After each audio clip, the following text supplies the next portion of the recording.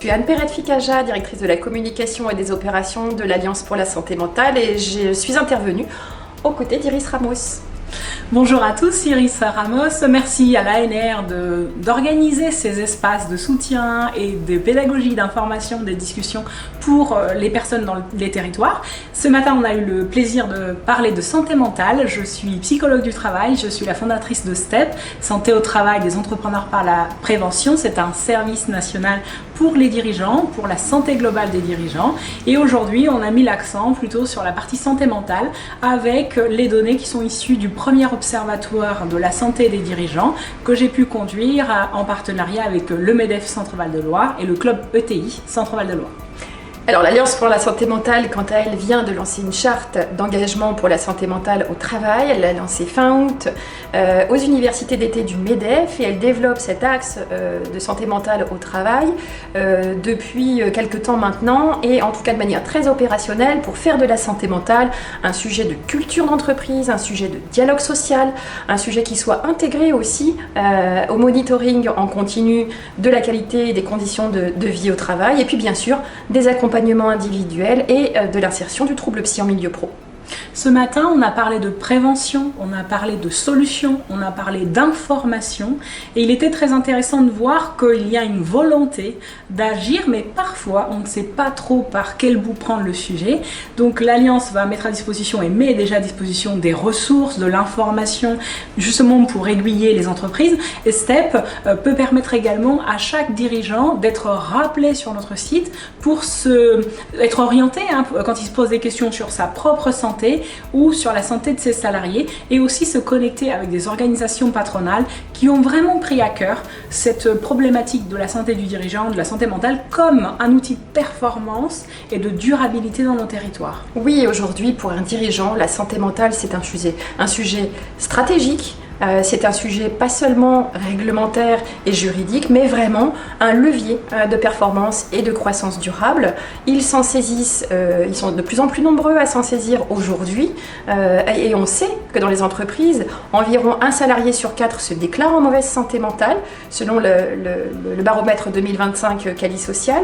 On sait aussi que les dirigeants sont une population particulièrement exposée à des surrisques en matière de santé mentale, comme l'isolement par exemple, la pression financière, mais aussi la prise de décision permanente ou le manque en fait de déconnexion et la charge mentale très élevée.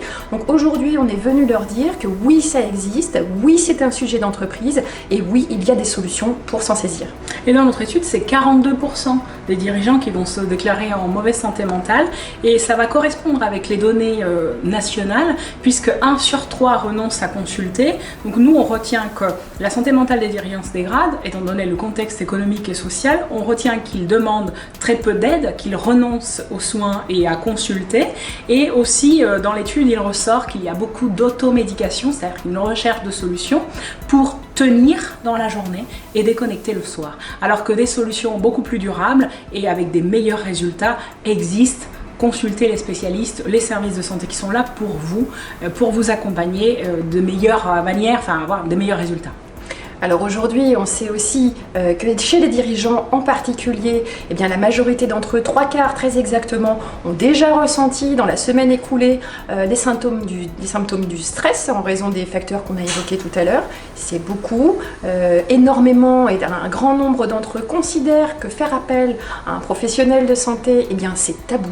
Donc aujourd'hui, on veut en finir avec cette représentation-là et arriver à faire en sorte que les dirigeants le perçoivent autrement et en fassent un levier finalement de stratégie gagnante pour leur organisation. On nous a demandé un peu une feuille de route.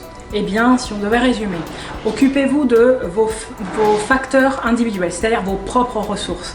Travaillez sur vos ressources personnelles, individuelles, votre propre résilience.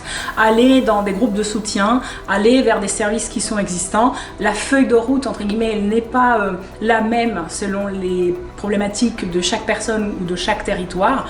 Ce qu'il faut retenir, c'est que la meilleure façon, c'est d'agir parce que, évidemment, la problématique, elle ne va pas se résoudre d'elle-même.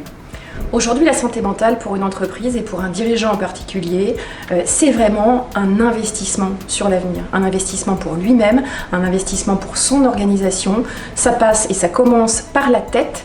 et c'est aussi par lui, par ce dirigeant-là, que les choses vont être impulsées et infusées au sein d'une organisation.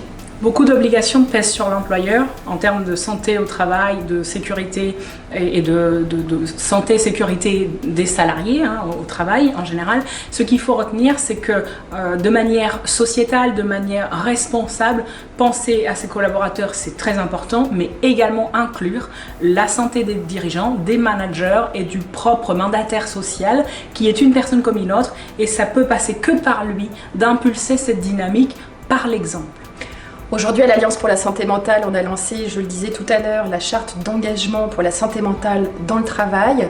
On envisage un temps de signature avec les pionniers de cette charte le 20 novembre prochain, à l'occasion d'un événement d'ampleur que nous organisons avec la Fondation Falleret et la Fédération Santé Mentale France à Paris sur le parvis de la gare Montparnasse.